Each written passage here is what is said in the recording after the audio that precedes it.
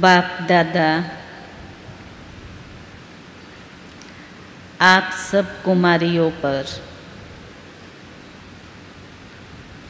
खुश है? खुश है, बहुत खुश है। और परम सद्गुरु वरदानों की वर्षा कर रहा है। आज सतगुरुवार के लिए बाबा ने कहा कि ये है वरदान का दिन। याद है आपको बाबा ने ये कहा था? किस किस को याद है?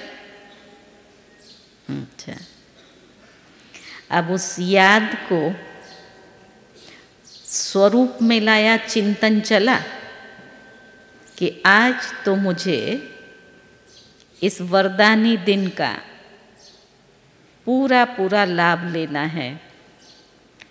लाभ लेना अर्थात आपको जो भी बाबा से वरदान चाहिए उस संकल्प को दृढ़ता से बाबा के सामने रखो और बाबा आपको वो वरदान देगा। वरदान में मेहनत नहीं है, सिर्फ एक संकल्प की दृढ़ता और स्वतः बाबा से वरदान मिलता, जिससे आप मेहनत से मुक्त हो जाते हैं।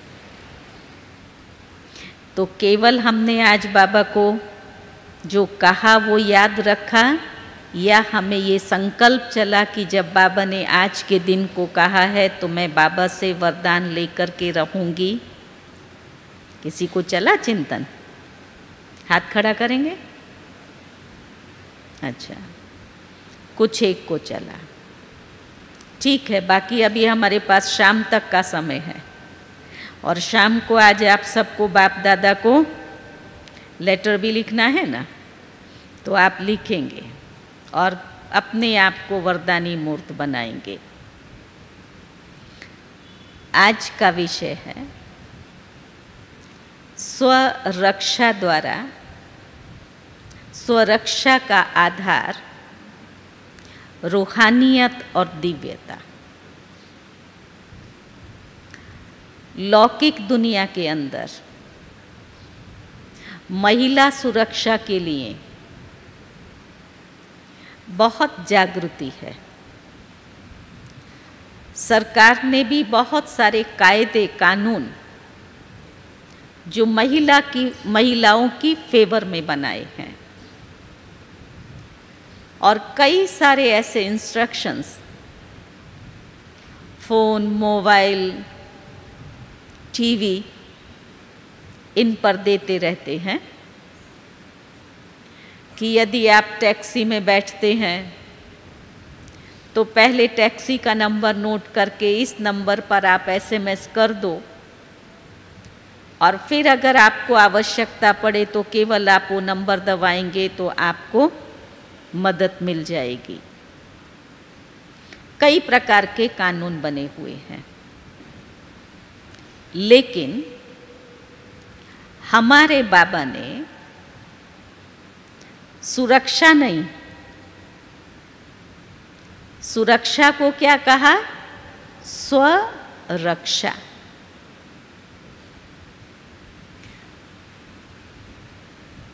स्व अर्थात आत्मा।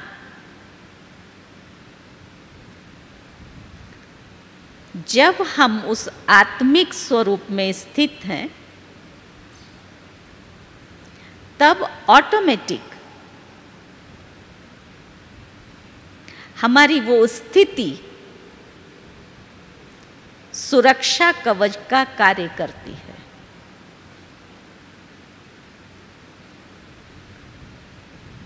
और ऐसे भी बाबा ने हमें ये आत्मा के पाठ को मुरली का पहला महावाक्य रूहानी बच्चे, तो सबसे पहले बाबा हमें स्व का पाठ पक्का कराते हैं। विद्यालय का फर्स्ट और लास्ट लेसन भी क्या है? मैं आत्मा हूँ। लास्ट क्या है? मैं कौन सी आत्मा हूँ। अब हमें देखना ये है हमारी वो आत्मिक दृष्टि कहाँ तक पक्की हो रही है। मुरली में तो बाबा एक ही मुरली में कितना बारी ये महावाक्य रिपीट करते हैं, बच्चे अपने को आत्मा समझकर मुझ बाप को याद करो, कहते हैं ना। हमारी पढ़ाई ही स्व की रक्षा की है। इसे पढ़ते पढ़ते जिसके ऊपर लोग अट्रैक्ट होते हैं, वहां बाबा पहले दिन ही उस भान को खत्म करता है, देह भान से मुक्त। इसका आधार जो रूहानियत कह रहे हैं, रूहानियत कैसे हमारे में आएगी? कल भी मैं एक शब्द कहा था, बाबा की मुरली, क्योंकि पढ़ाता बाबा किस में है? मुरली के द्वारा पढ़ाता है ना। और जब रूहानियत हमारे में आती है, सारा दिन कर्म करते हुए हम ये अभ्यास करते हैं, न सिर्फ स्वयं को आत्मा समझते हैं, लेकिन सामने वाली जो व्यक्ति है उसको भी हमें आत्मा देखना है। बहुत समझने की बात है कि कैसे बाबा ने यज्ञ की स्थापना से ही बच्चों को अपना गोद का वारिस बनाया, तब से ही ये सुरक्षा कवच पहनाया है या उसकी विधि बाबा ने सिखाई है। ऐसा गहरा आत्मिक अभ्यास जिससे ये जो 63 जन्मों का देह का भान है, मैं सुंदर लगती हूँ, मैं कैसा बोलती हूँ, मेरी आंखें कैसी हैं, मेरी चाल कैसी है, टोटल जो विकृत बातें हैं उनसे बाबा ने हमें निवृत्त कर दिया। और इससे अभ्यास से, सुनने से मुरली या बुद्धि के समझने से हम दूर नहीं हो जाते हैं। इसका बाबा डेली अभ्यास करा रहा है। हर मुरली के अंदर बाबा ये पढ़ा रहा है। कहते ना, करत करत अभ्यास के जड़ मत होत सुजान। तो हम भी जो जड़ बुद्धि थे, देह अभिमानी थे, वो अभ्यास करते करते करते सुजान अर्थात अपने आप में वो श्रेष्ठता को प्राप्त करते जा रहे हैं। तो जीवन की अंदर रूहानियत का होना ये बहुत बड़ी बात है। और बाबा धीरे धीरे धीरे अभ्यास कराते हुए रूहानियत में फिर दिव्यता शब्द आता है। दिव्यता क्या है? हमारे में अनेक गुणों को बाबा भरता है। तो रूहानियत के साथ दिव्यता, बाबा हमारे में गुणों को भरता है। केवल बाबा गुणवान नहीं बनाता, क्योंकि आज की दुनिया में भी कई लोगों के अंदर गुण हैं। किसी में बहुत मीठा बोलने का गुण है, किसी में शांत रहने का गुण है, कई प्रकार के गुण। लेकिन जब तक किसी भी गुण में ज्ञान की शक्ति नहीं है, तब तक वो गुण हमें गुणवान के साथ साथ कहाँ पर धोखा भी दे सकता है। जैसे हमारी मीठी मम्मा ये कहा करती थी कि सिर्फ तुम मीठी नहीं बनो, जब बहुत मीठे बनते हैं और ज्ञान की शक्ति का अभाव होता है, तब वो व्यक्ति या तो वो किसी में फंस जाएगी या कोई उसमें फंस जाएगा। तो गुण में ज्ञान की शक्ति का होना, उसको हम दिव्यता कहते हैं। और दिव्यता संपन्न हमारा जीवन है। ये बाबा ज्ञान की शक्ति भरता जाता है और हमारे में दिव्यता आती है और उस दिव्यता से वातावरण बनता है। तो सबसे पहले हम अपनी जो रक्षा करेंगे वो किस चीज़ से, किस किस चीज़ों से हम अपनी रक्षा करेंगे? हमारी इस कुमारी अवस्था के अंदर पहले पहले आपको संग के रंग का ख्याल रखना है।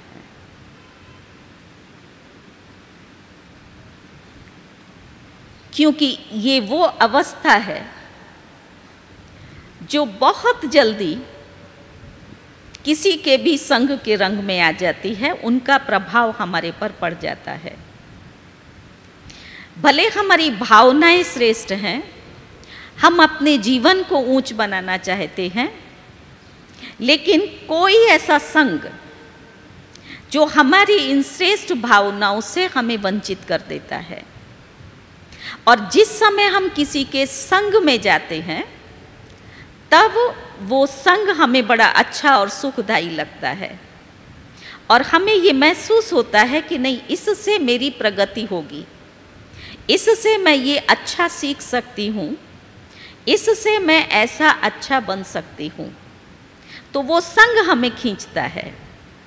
लेकिन धीरे धीरे वही संग जब हमारे विचारों को प्रभावित करने लगता है और हम अपने लक्ष्य से वंचित हो जाते हैं, तो हमेशा कोई भी ऐसा संग कॉलेज या जॉब में रहते हुए जो मुझे मेरे श्रेष्ठ मार्ग से वंचित करे, मेरी जो दिव्य धारणाएं हैं उन धारणाओं से मुझे वंचित करे, ऐसे संग से हमेशा आपको ध्यान रखना है। ठीक है? मुझे याद है बाबा ने संग की बहुत संभाल की है। मैं छोटी थी जब मधुबन में आई, तो एक दिन एक बहन के साथ बगीचे में जाकर बैठी, बाबा की झुपड़ी के पास में। बड़ी दीदी उस चीज़ को नोट कर रही थी। दीदी ने देखा कि ये दो बहनें बगीचे में गई हैं और दीदी ये नोट करती रही, ये वापस कब आती है। हम लोग बैठे, दोनों ही बाबा के घर में थे, वो भी मधुबन में आई हुई थी, मैं भी मधुबन में थी। थोड़ी देर हमने मुरली की पॉइंट रिपीट किया। मुरली की पॉइंट रिपीट करने के बाद में फिर उसने कुछ बात सुनाई, कुछ मैंने सुनाई, जिसको हम कहते हैं परचिंतन। और परचिंतन जब करने लगते हैं तो कितना टाइम बीत जाता है, उसमें समय का ख्याल नहीं रहता है। और उसके लिए किसी को कोई प्रोत्साहन देने की भी ज़रूरत नहीं है, बड़ा नेचुरल चलता है। और उसमें 1 घंटा बीता। हम लोग तो बड़े आराम से बातचीत करके और निकले, अपने रूम पर गई। बड़ी दीदी ने पहरे वाले को भेजा और कहा उसको बुला करके आओ। मैंने सोचा दीदी को कोई काम होगा। बड़े खुशी से हंसती हुई दीदी के पास गई। आओ मिठरी, बैठो। बैठी। कहाँ से आ रही हो? मैंने कहा दीदी कमरे से। कमरे से पहले कहाँ थी? तो कहा कि बगीचे में बैठ करके मैं और फलानी बहन मुरली रिपीट कर रहे थे। बड़ा अच्छा दीदी ने मुस्कुराया। अच्छा, स्टडी का शौक है ना, इसलिए मुरली रिपीट किया। मैंने कहा जी दीदी। जा, अभी थोड़ी मालूम था कि आगे की कचहरी होगी। जा। तो दीदी ने पूछा क्या क्या पॉइंट रिपीट की, तो सुनाया। तो उसके बाद दीदी कहती है ये पॉइंट रिपीट करने में तुमको कितना मिनट लगा? तुम तो 1 घंटा बैठे, दीदी देख रही थी, घड़ी देखा, तुम इतने बजे गई थी, इतना बजे वापस आई। फिर तुमने क्या बात की? फिर सुनाया दीदी को कि इसने मुझे ये पूछा तो मैंने उसको ये कहा। फिर तुमने और क्या कहा? सारा दीदी ने निकलवाया। और उसके बाद में मुझे कहा कि आज से तुम्हें कभी भी इस बहन के साथ में नहीं बैठना है। अच्छा, क्योंकि दीदी जानती थी कि उसके अंदर परचिंतन का संस्कार है, और मैं जब उसके संग में जाऊंगी, मेरे में ये संस्कार नहीं था। हम 2 बहनें दूसरी मुरली रिपीट करते थे, पर उस दिन वो बहन मुझे मिली तो हम दोनों गए और परचिंतन किया। तो सेफ रखने के लिए कहा आज से तुम इसका कभी भी संग नहीं करेंगी। तो कई बार लगता ऐसे है कि क्यों बड़े हमको ना करते हैं, लेकिन उनको मालूम है कि इसके संग में जाने से तुम्हारी आध्यात्मिक उन्नति नहीं होगी। भले वो भी बाबा की बच्ची है, ज्ञान में चलने वाली आत्मा है, क्योंकि अज्ञानियों के संग से हम अपने आप को बचा सकते हैं, लेकिन ज्ञानियों के संग का रंग भी हमें पुरुषार्थ के अंदर में तीव्रता की जगह आपको उल्टे मार्ग पर ले जा सकता है। इसका ज्ञान नहीं होता है। तो रूहानियत को बढ़ाने के लिए, दिव्यता संपन्न जीवन बनाने के लिए हमेशा संग का ख्याल रखेंगे। दूसरा है अन्न की संभाल। ये हम सबको पढ़ाते हैं, जैसा अन्न वैसा मन। आप इस लौकिक दुनिया के अंदर रहते हुए प्याज लहसुन हमने छोड़ दिया, लेकिन किसी भी मैरिज प्रसंग में जाना, किसी की बर्थडे पार्टी में जाना और वहां पर वो भोजन स्वीकार करना, समझो प्याज लहसुन का नहीं खाया लेकिन वहां का भोजन खाया, ऐसे वातावरण के अंदर में हमने भोजन खाया, तो वो भोजन क्या करेगा? आपके विचारों के अंदर परिवर्तन करेगा, विकृति लाएगा। तो शुद्ध श्रेष्ठ बाबा की याद में बना हुआ भोजन वो हमें स्वीकार करना है। आप सब इस, क्योंकि 3 वर्ष से चलने वाली ज्ञान में कुमारियां हैं, तो मैं समझती हूँ कि आपके सब की अन्न शुद्धि की धारणा तो पक्की होगी ना।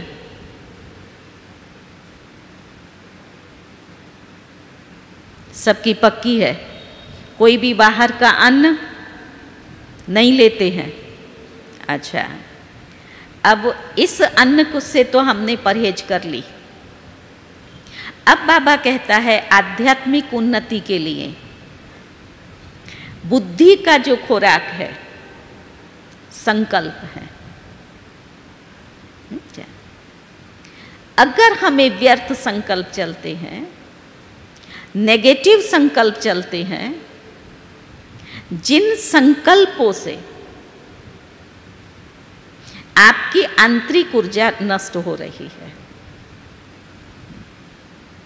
तो बुद्धि के खुराक पर भी, मन के संकल्पों के ऊपर भी आपको अटेंशन रखना है।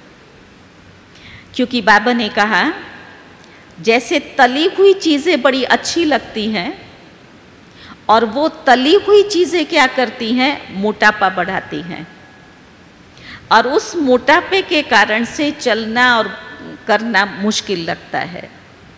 ठीक इसी प्रकार से ऐसी बातें व्यर्थ की करना या व्यर्थ संकल्पों के कारण से बुद्धि पर जो बोझ आता है, उस बोझ के कारण बाबा जो हमें रूहानी एक्सरसाइज कराता है, वो रूहानी एक्सरसाइज हम नहीं कर पाते हैं। तो बुद्धि का मोटापन उसको भी हमें समाप्त करना है। तो अन्न का बहुत ध्यान रखना है। अब जब हम अन्न और संग बाबा के संग में गए और अन्न भी हमारा शुद्ध है, अर्थात श्रेष्ठ और शुभ चिंतन है, उस श्रेष्ठ और शुभ चिंतन के आधार से हमारी रूहानी पर्सनैलिटी का विकास होता है। पवित्रता की शक्ति, जैसे जैसे आत्मा का चिंतन करेंगे, शुद्ध संकल्पों का खुराक उसको देंगे, ऐसे ऐसे हमारी पवित्रता की शक्ति बढ़ती जाती है। सबसे बड़ा सुरक्षा का जो कवच है वो हम देवियों के पास पवित्रता का कवच है। इस पवित्रता के कवच को कैसी भी परिस्थितियों के बीच में मुझे कायम रखना है। दृष्टि, वृत्ति, बोल और व्यवहार, पवित्रता के प्रकार। आपने किसी को कुछ कहा नहीं है, लेकिन दृष्टि आपकी शुद्ध नहीं है, क्या दैहिक दृष्टि है, तो दैहिक दृष्टि से क्या होगा? दैहिक आकर्षण होगी। उसके लिए बाबा जो अभ्यास करा रहा है, हमेशा अपने को आत्मा समझकर सामने भी आत्मिक दृष्टि से देखो।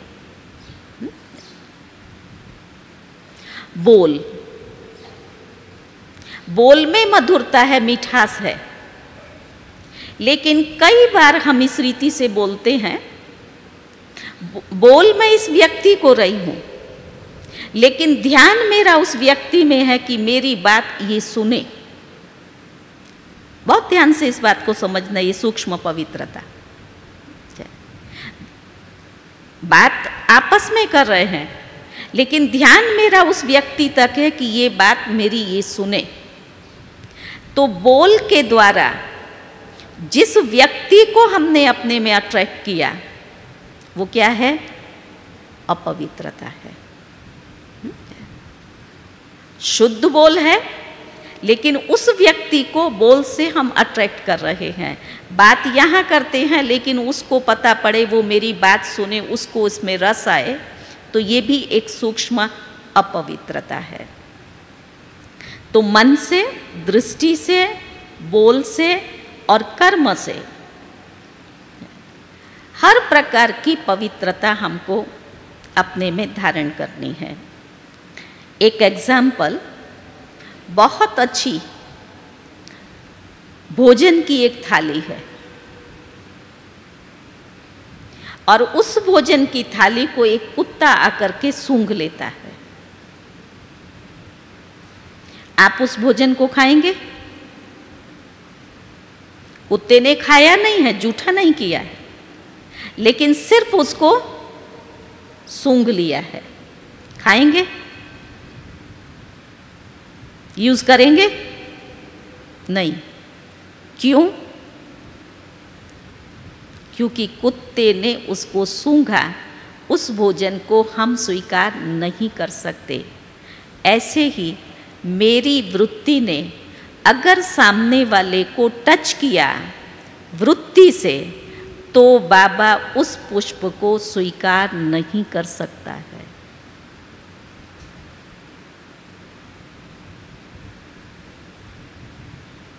वो अपवित्र है, प्रभु के योग्य नहीं है।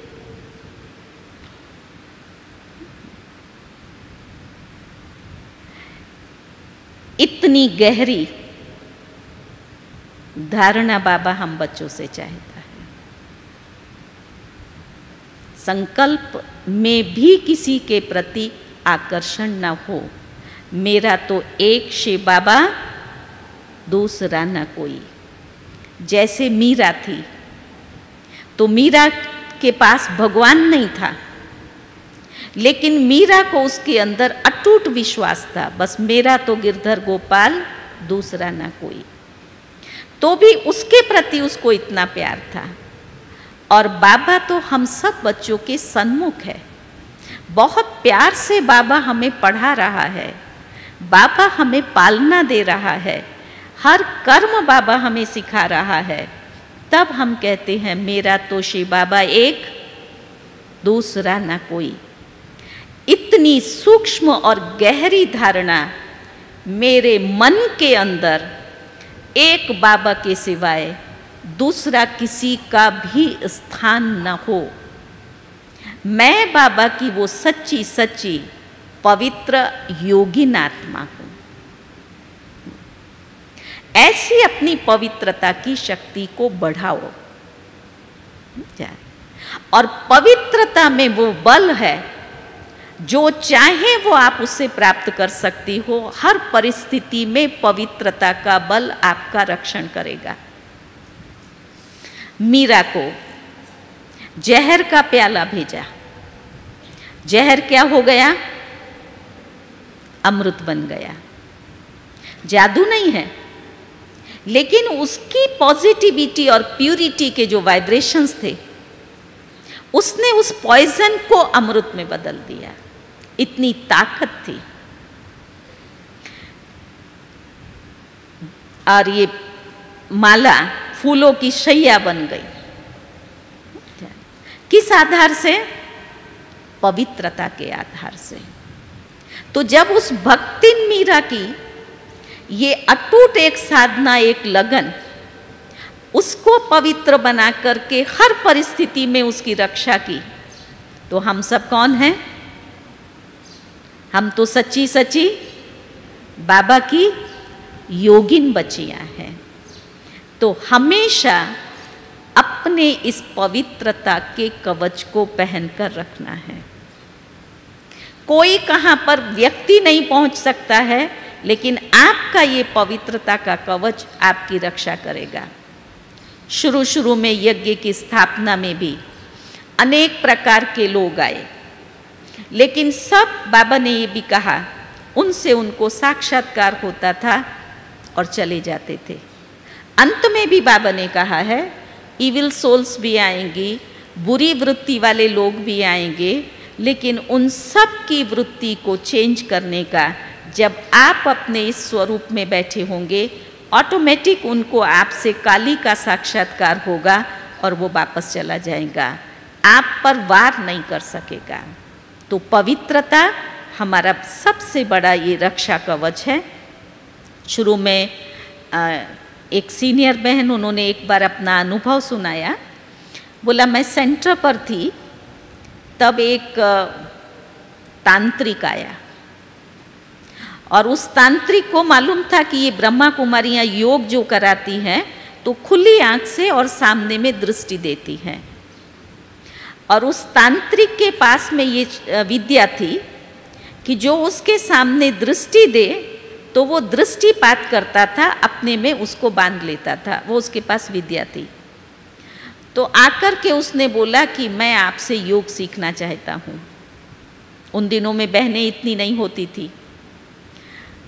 तो उसने बहन ने उनको कहा कि आप परमात्मा का ये चित्र है, वहाँ बैठ कर के आप योग करिए। बोला नहीं, आपको मुझे योग कराना है, मैं योग सीखने के लिए आया हूँ। बोली उसकी ऐसी बड़ी बड़ी आंखें थी और वो कपड़े भी अपने अलग ढंग के पहने हुए, और इतना जोश से बोले मुझे आपका राजयोग सीखना है, मैं आपसे योग सीखने के लिए आया हूँ। वो बहन अंदर गई, दूसरी बहन थी उसको बोला, फिर वो मानता नहीं था। कहा ठीक है, बाबा को साथ में लेकर के जाओ। जाकर के संदली पर बैठी और वो सामने में बैठा और बोली मैंने बाबा को कहा कि बाबा अभी आप आओ और इस आत्मा को जो चाहिए आप उसको दो। और ऐसी पवित्रता का कवच पहने हुए एक बाबा की याद में बोली मैं इतनी शक्तिशाली स्थिति में ऐसे हाथ करके उसके सामने में बैठी और उसको दृष्टि दे रही थी जैसे जैसे उसको दृष्टि दी, उसके वो देते देते कहती है मैं शिव शक्ति हूं। और जैसे इसने कहा मैं शिव शक्ति हूं, बोली वो उठ करके भागा।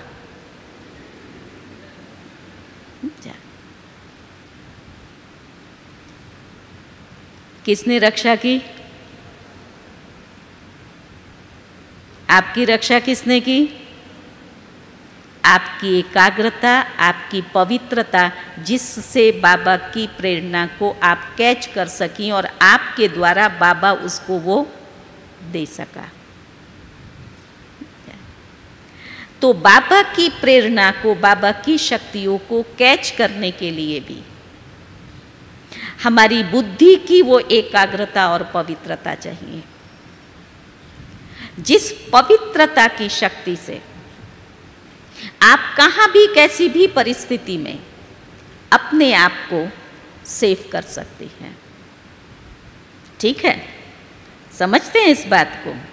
जहाँ कोई नहीं पहुँचेगा वहाँ पर हमारी जो रूहानियत भरी स्थिति है वो हमारी रक्षा का आधार बनती है। लेकिन इस रूहानियत भरी स्थिति को बनाने के लिए अध्ययन चाहिए।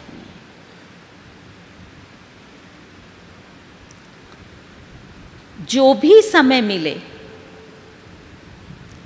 आप समय निकाल करके अध्ययन करो,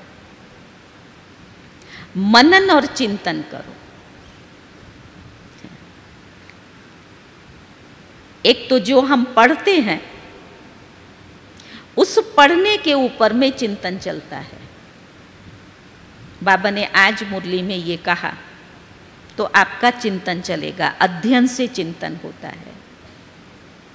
दूसरा, जब किसी चीज को देखते हैं तो देखने से चिंतन चलता है, जिस पर आपका ध्यान जाता है। आप रास्ते से जा रहे हैं और किसी पर आपका ध्यान गया, इसकी ड्रेस कितनी अच्छी है। व्यक्ति चला जाएगा लेकिन आपका उस पर चिंतन चलता रहेगा, वो ऐसा था, ऐसा पहना था, ऐसा कर रहा था। और तीसरा, सुनने से चिंतन चलता है। कोई कुछ बोल करके जाता है तो उस पर चिंतन चलता है। अब इन तीनों चीजों के लिए बाबा ने हमें कहा है मुरली का अध्ययन करो, और मुरली के साथ साथ ये हमारे जो लिटरेचर हैं, अव्यक्त बाप दादा की मुरलियां हैं, उनकी स्टडी करो। और आज भी हमारी जो दादियां हैं, इन सभी दादियों को इतना स्टडी का शौक है। बड़ी दादी थी, जब भी कहाँ बाहर जाती थी तो सबसे पहले मुन्नी बहन को बोलती थी, मुन्नी मेरा पढ़ने का कुछ रखा है गाड़ी में। दादी जानकी को हम देखते हैं, एक दिन पूछ रही थी, बोली ये ज्ञान अमृत इस मास का तुमने पढ़ा? मैंने कहा दादी अभी पूरा नहीं पढ़ा है। दादी ने पूरा पढ़ लिया। अध्ययन करती है। एक भी बुक ऐसी नहीं है जो दादी नहीं पढ़ती है, क्योंकि अध्ययन से चिंतन चलता है। आप देखते हो नई नई पॉइंट्स, नई नई पॉइंट निकलती जाती है। तो अपनी इन शक्तियों का विकास करने के लिए अध्ययन। हम कहते हैं हमारे पास में समय नहीं है अध्ययन के लिए, कॉलेज की स्टडी इतनी, ये करना है। लेकिन उसके लिए बाबा ने कहा है आपको अपनी दिनचर्या को सेट करना है, और दिनचर्या में स्थूल और सूक्ष्म दोनों को सेट करना है। आज मुझे सुबह से लेकर शाम तक स्थूल काम क्या क्या करने हैं, और सूक्ष्म में आज मुझे पुरुषार्थ क्या करना है। जैसे यहाँ पर हर रोज आपको स्वमान दिया जाता है, इस स्वमान के अनुसार आपको पुरुषार्थ करना है। ऐसे ही आपको अपनी सूक्ष्म दिनचर्या कि मुझे इतने बजे ये करना है, फिर ये अभ्यास करना है, फिर ये करना है, तो स्थूल और सूक्ष्म दोनों दिनचर्या को जब आप सेट करेंगे तो आप पाएंगे कि ज़रूर आप स्टडी के लिए समय निकाल सकते हैं। जब तक हमारी दिनचर्या अस्त व्यस्त है तब तक हम समय नहीं निकाल पाते हैं। और एक अव्यक्त मुरली के अंदर बाबा ने तो यहाँ तक कहा था, दिनचर्या का नियमित न होना भी अपवित्रता है। अव्यक्त बाप दादा के महावाक्य, समझा? तो कैसे भी करके अध्ययन का शौक रखो, फिक्स कर दो मुझे आधा घंटे के लिए ये स्टडी जरूर करनी है। फिर है देखना, जैसे टीवी देखी तो देखे हुए दृश्य हमें याद आते हैं, उस पर हमारा चिंतन चलता है। हमें किसको देखना है? ये मन की आंखें किसको देखें? बाप दादा को देखें। अगर आपको साकार में चाहिए तो हमारा जो आदर्श मूर्ति ये दादियाँ हैं, इन्हों को देखें। दादियाँ क्या करती हैं, कैसे चलती हैं, कैसे बोलती हैं। हमेशा आदर्श को देखते रहो और उनको देखते देखते आपको जो व्यर्थ देखने का अगर संस्कार होगा तो ऑटोमेटिक खत्म हो जाएगा। तो किसको देखना है? एक बाबा को देखना है। और सुनना किससे है? तुम्ही से सुनूं? तो जब देखना, सुनना, बोलना ये सब आपका अंतर में हो जाएगा, आप उन सूक्ष्म शक्ति के साथ, उस सत्ता के साथ रहेंगी, तो ऑटोमेटिक उस चिंतन से हमारी आंतरिक शक्तियों का विकास होगा, पवित्रता की शक्ति भी आपकी बढ़ती जाएगी। तो बाप दादा ने जो जो हमें इशारे दिए हैं उन सभी इशारों का यथार्थ रीति से प्रयोग करते हुए हम अपनी इस शक्ति को बढ़ाएंगे। इसके साथ में लास्ट जो हमें बल और शक्ति देता है वो है, फिर से इस बात को सिर्फ रिपीट करती हूँ क्योंकि ये पहले क्लियर हो चुकी है पॉइंट, वो है हमारा अमृत वेला।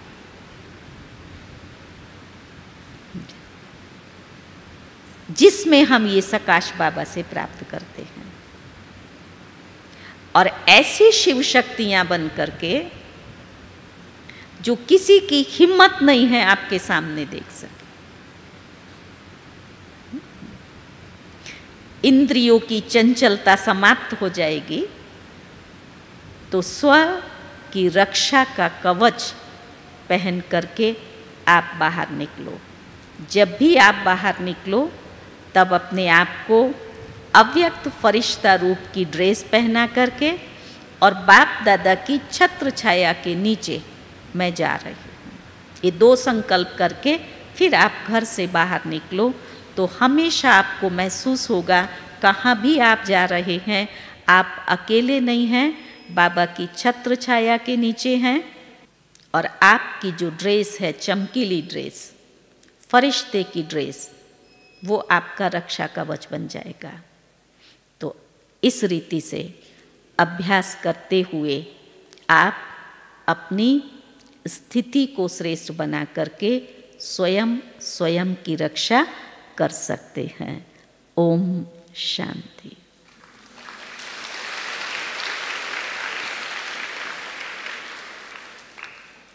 अभी हम 10 मिनट के लिए एक श्रेष्ठ संकल्प में स्थित होते हुए उस गहरी स्थिति का अभ्यास करेंगे।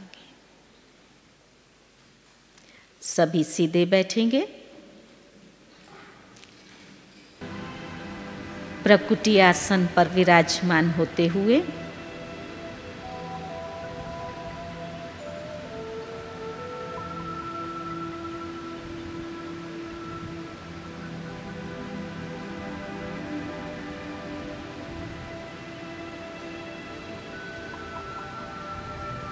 अपने निज स्वरूप को देखिए।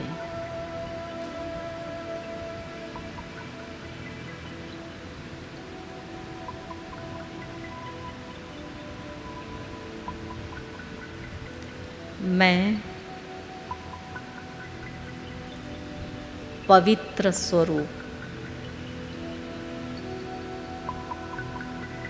ज्योतिर्मय बिंदु,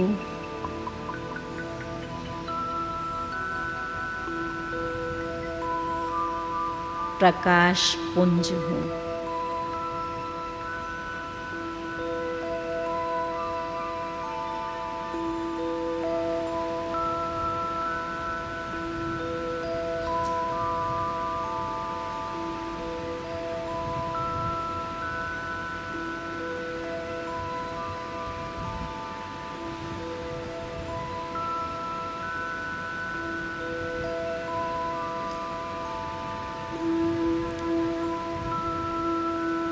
मैं आत्मा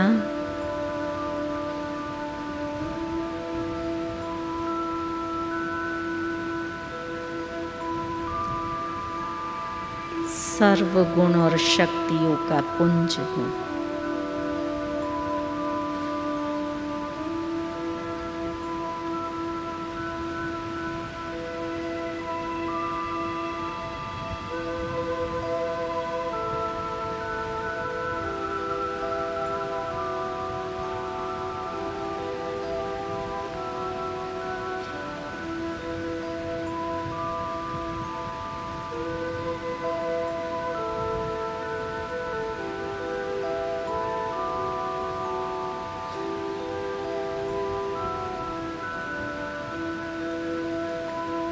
लाइट माइट स्वरूप हूँ।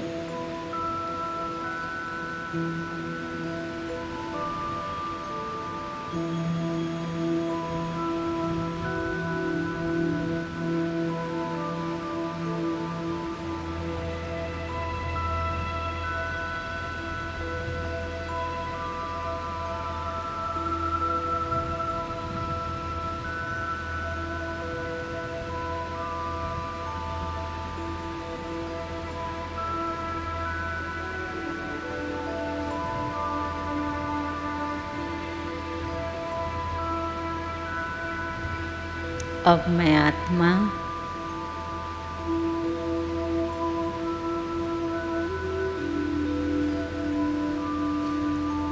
प्रकाशमय काया वाले शरीर में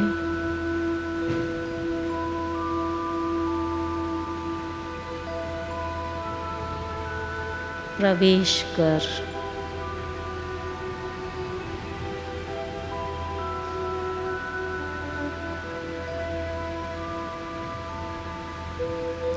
इस साकार जगत से पार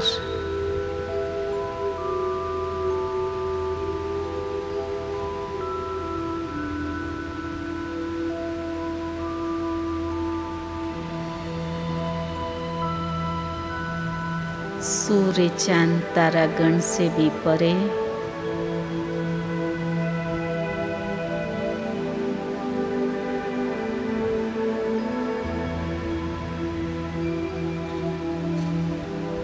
सूक्ष्म लोक में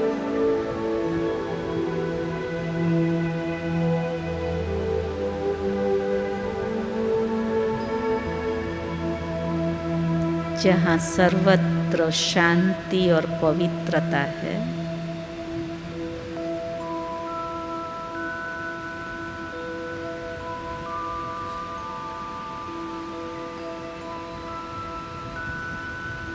श्वेत चांदनी है।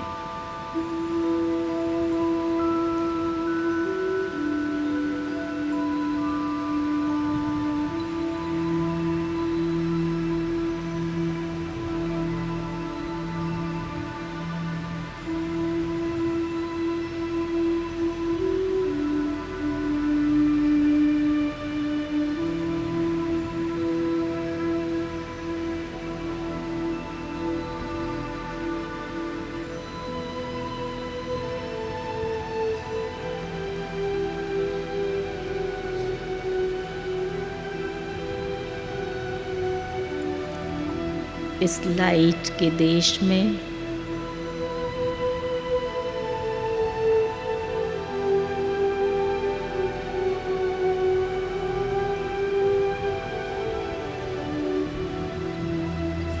मैं हल्का फुल्का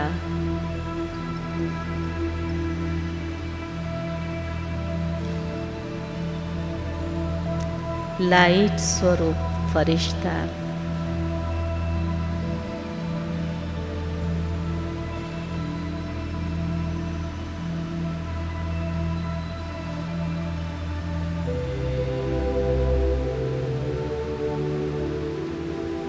एक अलौकिक अनुभूति कर रहा हूँ।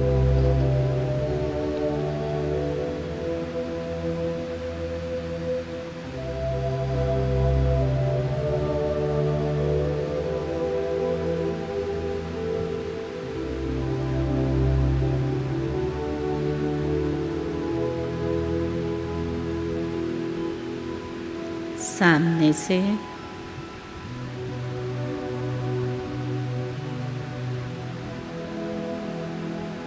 फरिश्तों के बादशाह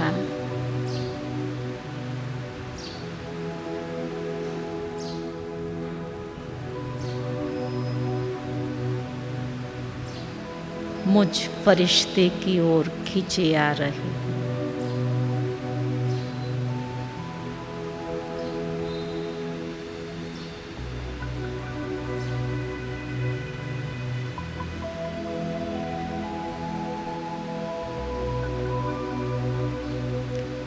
बाप दादा के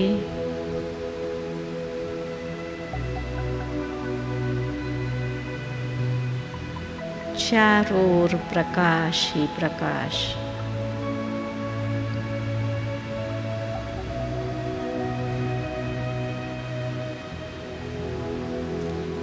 नैनों से निकलती हुई पवित्रता की रश्मियां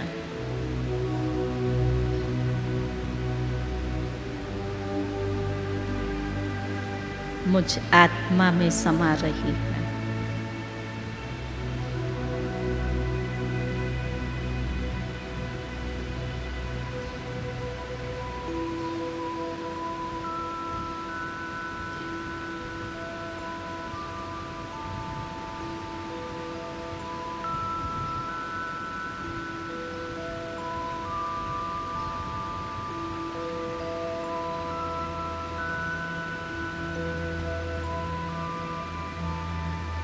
बाबा से बातें करें,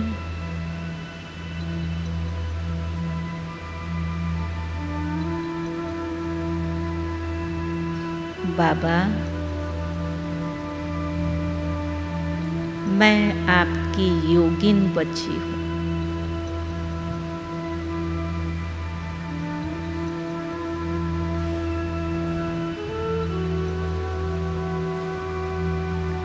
एक बाबा दूसरा न कोई,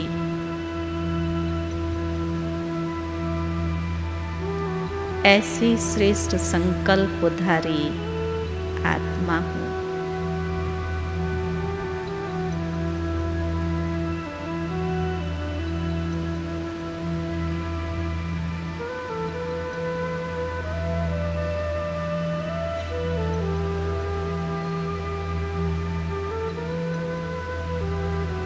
बस बाबा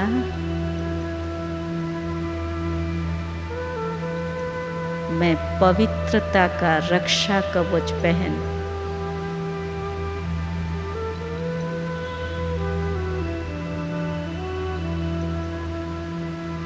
स्वयं के साथ अनेकों की आसुरी वृत्ति का नाश करूंगी।